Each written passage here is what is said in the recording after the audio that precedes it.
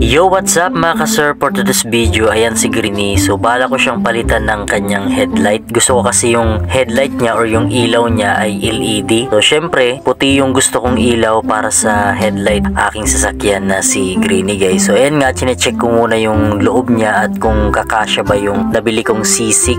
Yan, tama yung narinig nyo guys, C6 na headlight. So kung gusto nyo ring bumili ng ganitong uri ng headlight para sa inyong mga sasakyan at kung meron kayong sasakyan gusto nyo magpalit ng ilaw na kulay puti, yung recommended ko na pwede nyong bilhin na abot kaya lang yung presyo. Maganda rin yung ano niya, yung kanyang ilaw at hindi kayo magsisisi kapag binili nyo yung C6 na headlight. Ibibigay ko yung yung yellow basket ko dito sa may baba or comment section sa baba, so makikita nyo yung link doon at tingnan nyo lang at makikita nyo yan yung link ko doon sa TikTok shop natin at ayan na nga guys, yung nakabit ko na yung ating headlight. So ayan so binuksan ko na yung headlight niya kung gumagana ba. Naikabit ko na yung kanyang headlight at meron tayong problema guys dahil syempre yung isang ilaw niya, ayan gumagana tong isa, yung pinaka headlight niya, at itong isa hindi siya gumagana guys. So ito yung major problem nitong sasakyan na to guys, dahil nung napansin ko talaga hindi accurate yung kanyang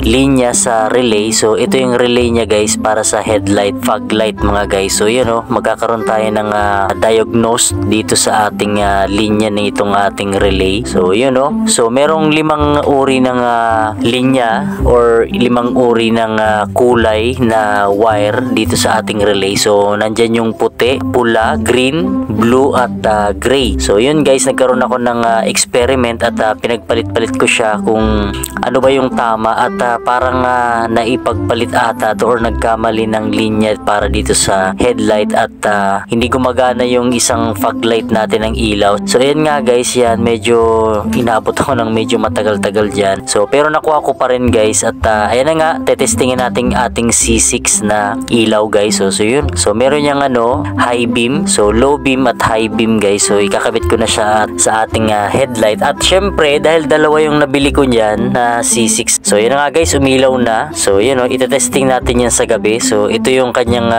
high beam at ayan yung low beam niya guys at high beam. So yun napakaganda. So yun guys, paunti-unti nating aayusin si Greenie at hanggang sa gumanda si Greenie guys. So yun maraming salamat.